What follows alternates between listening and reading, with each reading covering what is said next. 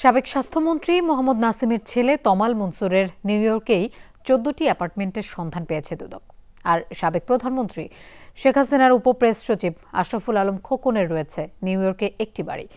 একই সঙ্গে তাদের বিরুদ্ধে অবৈধ সম্পদ অর্জনের অভিযোগে মামলা করেছে সংস্থাটি। 65% পর্যন্ত বিদ্যুৎ সাশ্রয়ী হাইসেন্স এসি।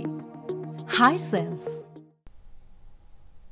প্রয়াত সাবেক স্বাস্থ্যমন্ত্রী মোহাম্মদ নাসিমের ছেলে তমাল মনসুরের বিরুদ্ধে প্রভাব খাটিয়ে দুর্নীতি ও অর্থ পাচারের অভিযোগ ওঠে বিভিন্ন সময়ে। ক্ষমতার পট পরিবর্তনের পর তার সম্পদের অনুসন্ধানের নামে দুর্নীতি দমন কমিশন।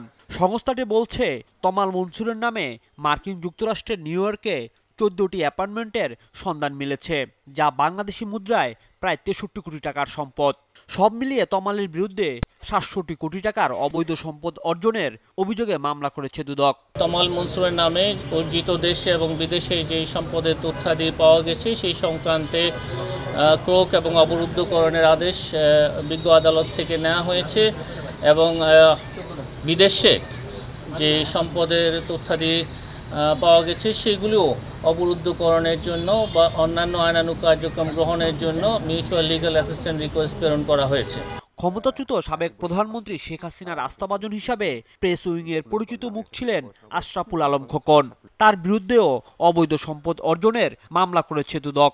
পাচারের টাকায় যুক্তরাষ্ট্রের নিউ ইয়র্কে কেনা বাড়িটির সন্ধান পেয়েছে সংস্থাটি। খোকন দম্পতির বিরুদ্ধে প্রায় 16 কোটি টাকার অবৈধ সম্পদ অর্জন এবং 7.5 কোটি টাকার সন্দেহজনক লেনদেনের অভিযোগও আছে।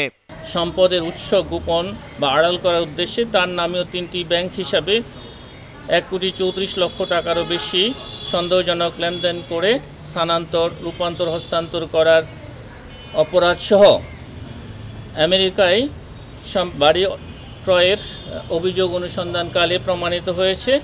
এদিকে অবৈধ সম্পদ অর্জনের অভিযোগে পুলিশ সুপার আব্দুল্লাহ আরেফ বিপ্লবের বিরুদ্ধে অনুসন্ধানে নেমেছে দুদক। রাজীব আহমেদ, যমুনা নিউজ, ঢাকা।